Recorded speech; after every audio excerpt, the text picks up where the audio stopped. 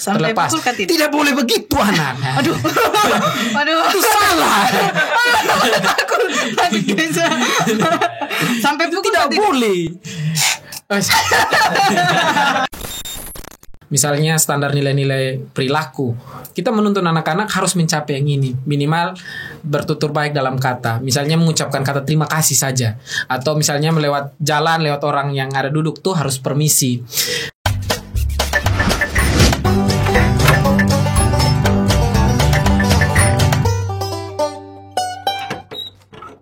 Halo teman-teman orang muda.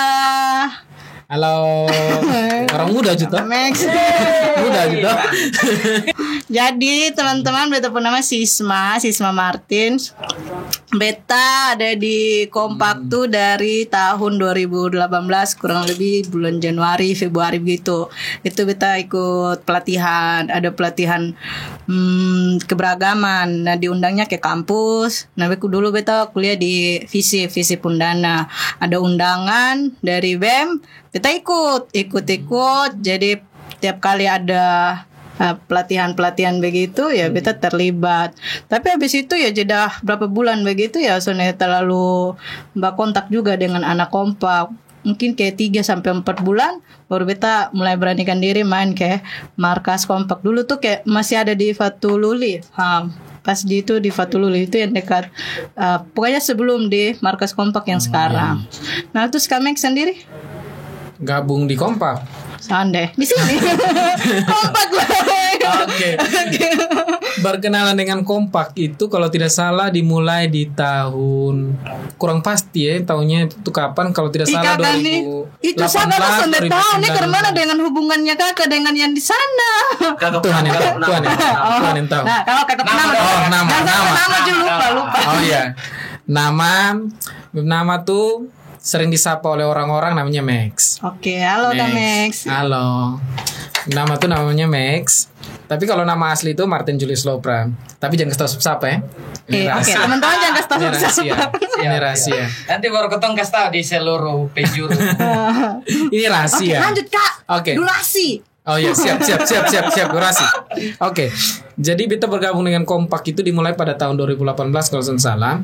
Itu diajak oleh seorang kenalan, dia nama Karei. Diajak waktu itu sempat kerja di Lembata, tapi pada saat itu libur, lalu datang di Kupang karena habis kontrak kerja atau kembali ke Kupang, lalu Karei tanya, ada sibuk-sibuk apa?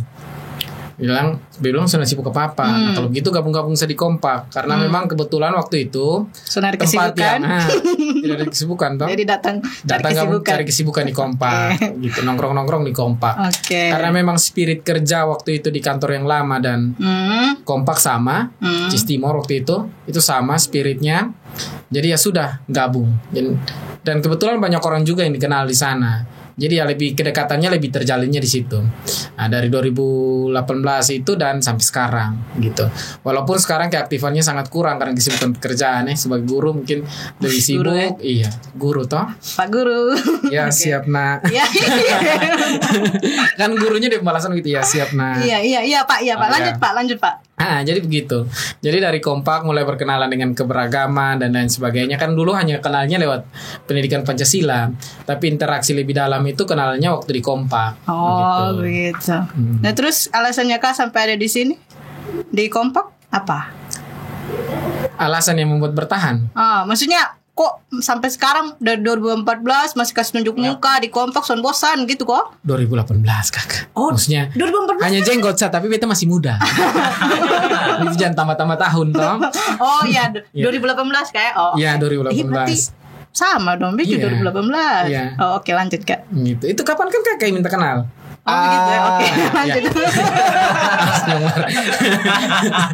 Oke. Pede ngeriza. Kenapa sampai ada di sini? Loading. Oh iya, kenapa sampai hari? Karena hari ini kan diundang untuk berbicara tentang keberagaman dan ini kekerasan. Gitu. Bagaimana kaum muda menyikapi tentang kekerasan yang terjadi di lingkungan sekitar. Dan menurut itu menarik ketika kita dengan profesi sebagai guru ketika merefleksi bagaimana kita menularkan spirit untuk membangun mental yang anti kekerasan terhadap anak-anak itu sangat menarik begitu. Kakak sontak tanya balik beta kok, kenapa beta ada di sini? Oh iya, kenapa di sini kan? Besok ada tempat lain lah mungkin. Oh iya. Aneh, mungkin karena beta rasa asik sah di kompak toh. Ya kan ini kan kayak kompak tuh komunitas kayak ruang bercerita beda begitu tuh, bercerita keberagaman begitu. Tapi dengan kotong soalnya harus setiap hari juga diskusi juga harus yang berat, tapi kotong juga pasti yang asik kemana caranya kotong mau nih cara pendekatan pendekatannya kotong tuh. Nah kayak lihat ini orang sudah lihat tuh beda laki-laki perempuan beta sandal putih juga tapi ya beta lebih agak bercahaya daripada sebelah kayak itu jadi bayangan nih jadi kesan tembok ya. Nah kayak begitu itu saya jadi berasa kayak asik jadi beta ada terus di sini. Nah berasa kalau kayak tantangan kayak setiap komunitas namanya setiap kelompok kan pasti kayak ada dinamikanya toh itu kan kayaknya wajar di setiap organisasi setiap perkumpulan tuh wajar tapi betul. Caranya kotong menanggapi situasi itu itu bagaimana. Nah kalau beta sih intinya kalau selagi komunitas sonde mengajarkan yang tidak baik begitu kenapa beta jadi permasalahkan ini komunitas ajar yang baik-baik begitu. Nah tadi kakak bilang kakak guru kok. Iya. Orang muda baru guru tapi minta maaf nih beta itu tuh kadang beta tuh dulu tuh kalau lihat Kamex tuh ya beta pikir Kamex nih kayaknya nih dulu pas jadi ospek tuh kayaknya agak keras nih. Itu gosip. Gosip. Tapi kayaknya dulu pernah ada cerita-cerita begitu, sok kasih tunjuk. Sok kasih tunjuk luar biasa begitu. Itu gosip. Nah, sekarang jadi guru nih kalian dan cerita. Cerita kayak. Oh iya. Jadi ya memang berat ya. Ketika menjadi guru dan ketika kita bukan guru itu berat. Kenapa? Karena ketika kita bukan menjadi guru itu kita bertanggung jawab terhadap diri kita sendiri. Maksudnya ketika pandangan hidup kita bilang baik ya kita lakukan itu baik. Entah orang lain mau bilang itu buruk atau tidak itu bukan soal. Nah itu kalau tidak jadi guru. Tidak jadi guru. Dia punya repot itu ketika kita menjadi guru. Kenapa? Gitu. Karena kita ini adalah salah satu sumber utama untuk menyalurkan nilai-nilai yang baik, yang positif kepada anak-anak. Contohnya anti kekerasan dan lain sebagainya. Nah itu kita menjadi sumber utama gitu di sekolah ya. Jadi kakak begitu. Menyalurkan apa? Positif? Ya pasti negatif. Positif ya. Positif ya. Guru Oke. Guru jadi harus positif begitu. Ya tapi ya memang ketika dari masuk menjadi guru itu kalau tidak salah bukan tidak salah ini pasti. Itu pada saat momen COVID. Jadi memang dia punya tantangan berat ketika dilihat itu adalah bagaimana menyalurkan ini nilai-nilai positif ini kepada anak-anak yang pada saat itu belajar online di rumah. Dia repot di situ. Pada saat belajar tatap muka, guru-guru repot, apalagi waktu pembelajaran online. Kalau sekarang offline atau masih online? Iya, kadang-kadang kita offline, tapi tiba-tiba COVID naik ya kita online itu mau kemana? Nah kalau pasnya offline, maksudnya kan sebentar online, sebentar offline itu kan pasti kayak, dinamikanya kayak kemana begitu tuh itu. Iya. Kakak rasakan? Iya memang betul, repot sekali di situ karena penanaman nilai itu tidak bisa berlangsung dalam waktu 1-2 bulan kita main BIM langsung jadi. Anak-anak langsung yang dari yang buruk langsung berubah menjadi baik. Itu sulit. Nah kalau dapat yang anak-anak yang buruk nih kan kakak mengajar di apa? SMP, SD, SMA? SMP. Nah berarti SMP kayak remaja gitu ya. Iya, itu remaja tuh baru kakak lah orang muda lah. Nah itu yang repot. Pernah ikut tawuran? Sonde. Alhamdulillah. Rahasia. Guru baik. Guru itu kalau nonton bahaya Pak nih. Guru baik. Nah misalnya dapat yang agak sedikit susah diatur tuh caranya kak kontrol. Tuh ya. Itu agak repot. Ada beberapa sekolah kan dia punya karakter, dia punya ciri khas pengembangan, dia punya nama pengembangan metode untuk bagaimana bisa merangkul ini anak-anak untuk menjadi sikap yang baik. Kalau kami kan sekolah-sekolah yang berada di bawahnya yang dia punya misi utama kan menerapkan nilai-nilai kekristenan di situ. Jadi ya ketika berlaku menyimpang atau lain sebagainya, panggil datang di sekolah, dinasihati terus kita buka lagi Alkitab pada tulis di mana begitu. Tetapi memang itu bukan gampang ketika kita di masa-masa sekarang ini. Karena begini, apalagi situasi waktu SMP. Gitu. Karena begini, waktu siswa-siswa masuk SMP, dia punya repot itu adalah ketika mereka sudah mulai untuk mencari jati diri. Ya. Ini dia repot di situ. Mereka mencari sosok untuk diteladani. Dia punya tantangan itu ketika belajarnya itu secara online di rumah. Kalau dulu itu lebih mudah karena kita hitung dia punya jam ya. Kalau seandainya siswa masuk jam 7, pulang sekitar jam 1, berarti mereka mempunyai banyak waktu di sekolah berinteraksi. Tetapi ketika mereka pulang, mereka hanya punya waktu, lingkungan, dan orang tua. Ini dibagi. Malam kan berarti pasti istirahat. malam pasti kan istirahat. Berarti waktu paling banyak dihabiskan di sekolah. Jadi bagaimana kita mentransfer nilai itu lebih gampang. Tetapi sekarang mereka punya waktu itu paling banyak di rumah. Nah ini yang repot. Kalau sudah di rumah tuh kan repot kan berarti dia dekat di orang tua. Iya, kalau Bagus orang tuanya sibuk kerja. Oh, gitu. iya. Terus lingkungannya juga tidak mendukung untuk perkembangan karakter yang baik, repot. Ini repot. Repotnya di guru ya? Repotnya di guru. Dia punya masalah yang sering muncul di permukaan, itu biasanya mulai malas kumpul tugas, kehadiran mulai menurun. Nah, ini yang bagaimana kita mengembangkan teknik-teknik kreativitas guru untuk hal-hal seperti ini tidak terjadi. Itu gitu. Pengaruhnya dengan emosinya Kak terhadap kayak situasi kayak begitu pernah? Pasti kadang manusiawi toh. Manusiawi, guru juga belajar. Begitu, bukan berarti jadi guru langsung tidak belajar sama sekali.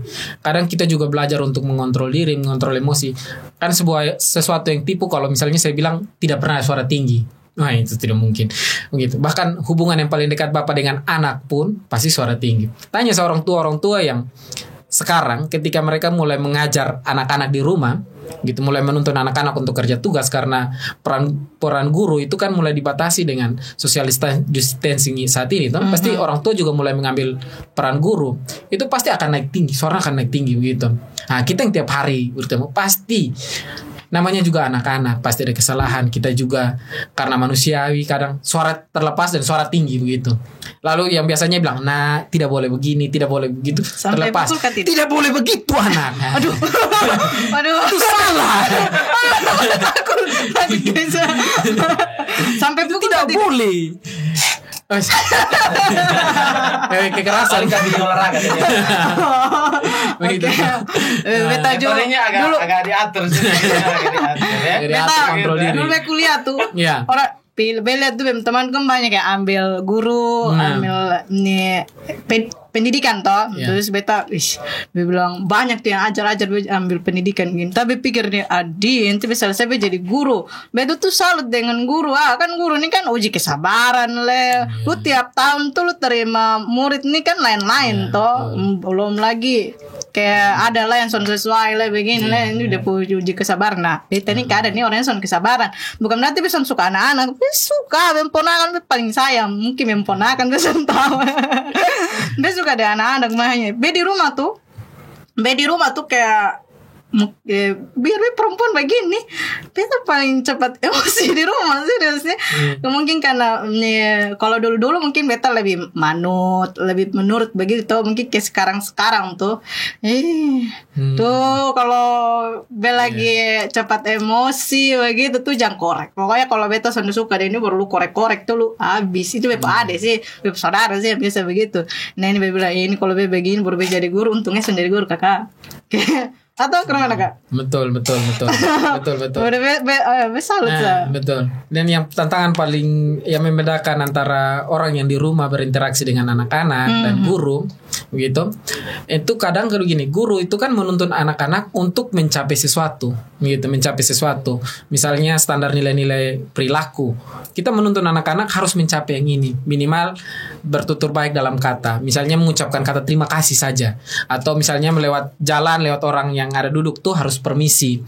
Walaupun ini dipandang sepele, tapi ini penting untuk pembentukan karakter. Bagaimana berinteraksi, awal untuk berinteraksi dengan orang lain itu penting untuk menimbulkan kesan yang baik. Nah, kadang hal-hal seperti ini disepelekan oleh beberapa orang tua. Yang penting interaksi, main gila, baik-baik saja gitu. Tetapi bagaimana menuntun anak-anak untuk mencapai sesuatu, itu yang repot di situ. Kadang kita punya diri itu dipacu seperti itu gitu. Maksudnya, kau ini sudah omong untuk harus kerja tugas.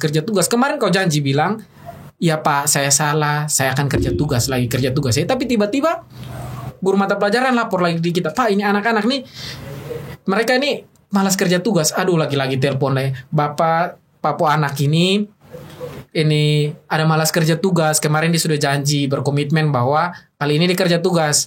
Jadi bagaimana? Sudah dia datang sekolah tetapi mematuhi protokol kesehatan. Jadi memang pengembangan untuk menuntun anak-anak itu untuk mencapai hal-hal yang baik. Kan tadi bilang toh ada beberapa strategi yang dikembangkan oleh sekolah-sekolah. Nah, kalau kita punya itu kadang begini. Memang belajar di rumah, tetapi ada beberapa anak yang membutuhkan perhatian khusus. Kita bilang membutuhkan perhatian khusus lebih tepat, bukan karena membangkang atau lebih apa begitu. Tapi pendekatan yang kami gunakan itu adalah anak-anak yang membutuhkan perhatian khusus. Itu kami tuntun datang ke sekolah gitu. Nah, ini yang membutuhkan perhatian khusus untuk kami bina lebih baik. Karena menurut kami, mereka anak-anak yang membutuhkan perhatian lebih ekstra gitu untuk dia mencapai level yang minimal sama seperti teman-teman yang lain. Nah, gitu. Oke, Kak. Kak Kotem balik lagi kan di Kompak nih kan belajar kan tentang ini. Kotem jadi orang muda yang memperjuangkan spirit aktif tanpa kekerasan.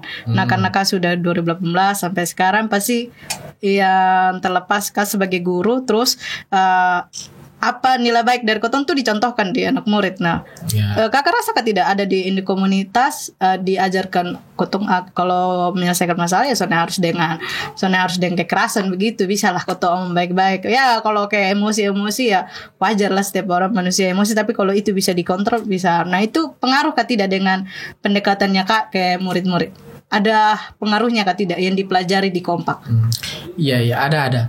Waktu itu dulu belum jadi guru kita sama-sama waktu itu Kompak menangani masalah yang pernah terjadi lah. Itu bagaimana anak-anak terlibat juga dalam beberapa kasus itu. Yang baru-baru kasus kalau tidak salah perlu disebutkan nama di yang BISPA itu kan fokusnya di BISPA itu kan kita fokusnya bagaimana pendekatan untuk ini pengungsi begitu, bagaimana mereka punya hak-hak terpenuhi begitu yang pada anak-anak. Nah, untuk mendapatkan pendidikan gitu. Kebetulan karena waktu itu saya ini kan FKIP, walaupun belum menjadi guru tamatan FKIP, nantinya akan menjadi guru. Tapi waktu itu belum menjadi guru, diberikan tanggung jawab untuk mengajar ini anak-anak. Karena memang waktu itu mereka tuh tertinggal dan memang agak repot di situ. Bagaimana kita melatih kesabaran awal untuk betul-betul melatih kesabaran tuh di situ. Karena bahkan ada anak yang SMP atau usia SMA itu belum bisa membaca. Itu yang repot. Mengenal huruf pun masih ibaratnya orang bilang masih raba-raba lah, orang Kupang bilang gitu. Pasti kakak punya emosi itu lagi diuji tuh. Kesabaran diuji betul. Dan itu kan ajarnya satu kali. Jenjang SD, SMP, SMA. Didudukan semua satu kali lalu diajarkan. Jadi sementara kita fokus dengan SMA, yang SD tolong tenang kerjakan soal yang ini. Yang SMP tolong fokus kerja yang ini. Itu waktu yang di BISPA itu. Gitu. Iya, waktu di BISPA itu menjadi pemicu awal bagaimana untuk mengontrol diri, untuk bagaimana tidak menggunakan kekerasan dan lain sebagainya. Itu kan dimulainya dari situ. Lalu dibentuk lebih lanjut lagi sebagai orang muda yang anti kekerasan yang implementasi lebih nyata tuh di sekolah gitu, karena memang itu dalam dunia profesional gitu, jadi lebih dituntut lagi gitu. Jadi pengenalannya karena memang di dulu itu waktunya lebih singkat, kalau tidak salah berapa lama tuh 1 bulan saja 1-2 bulan gitu pendampingan dengan mereka. Tapi ya puas juga karena terakhir orang yang tidak tahu membaca jadi tahu membaca. Itu sesuatu. Itu juga pasti kayak ada reward sendiri juga, penghargaan sendiri. Ternyata akhirnya gitu. Yang mengharukan tuh waktu mereka mau pulang kembali dan nangis tuh. So pernah ketemu mereka tidak belum? Selama pernah ketemu lah. Itu gitu. Itu paling harus. Itu sudah. Kalau itu juga karena beta nih bukan orang yang suka kekerasan juga tidak, tapi kalau cepat emosi juga beta juga cepat emosi, cuma bukan cepat emosi yang bagaimana, apa sih dikontrol toh.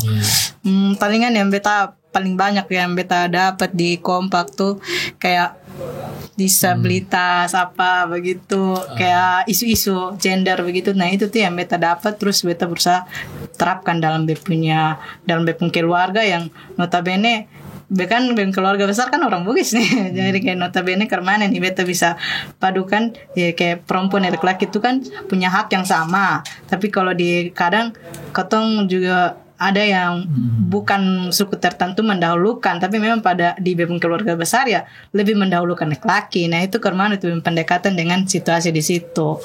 Nah, lebih kayak begitu sih yang beta paling banyak beta pelajari begitu sih. Oke, kalau dari beta untuk terakhir ini cuma menyampaikan saja satu pesan gini. Kekerasan itu bukan jalan untuk menyelesaikan persoalan gitu. Tetapi dengan kasih dan penuh perhatian, itu adalah jalan kita untuk memenuhi, ibaratnya gini, itu adalah jalan kita untuk mencapai keutuhan ciptaan begitu. Maksudnya karena kita manusia, menyelesaikan persoalan dengan diskusi. Gitu. Bukan dengan kekerasan. Kalau kekerasan makhluk lain di bawah kita. Dia punya kastanya di bawah kita. Manusia menyelesaikan persoalan dengan cara berdiskusi dan berdialog. Intinya kita harus bisa mengontrol orang punya diri ya. Kalau bisa selesaikan ini masalah dengan baik-baik, nah kenapa harus kekerasan? Ketong tuh punya akal untuk berpikir, lalu bisa lu utamakan kekerasan di depan penyelesaian masalah begitu. Kekerasan bukan solusi, tapi kami stop banyak. Oke. Nanti terlalu durasi panjang jadi kesian. Nah begitu. Oke teman-teman, sampai jumpa di episode selanjutnya. Bye. Jangan lupa. Ayo. Oke. Ngomong dulu.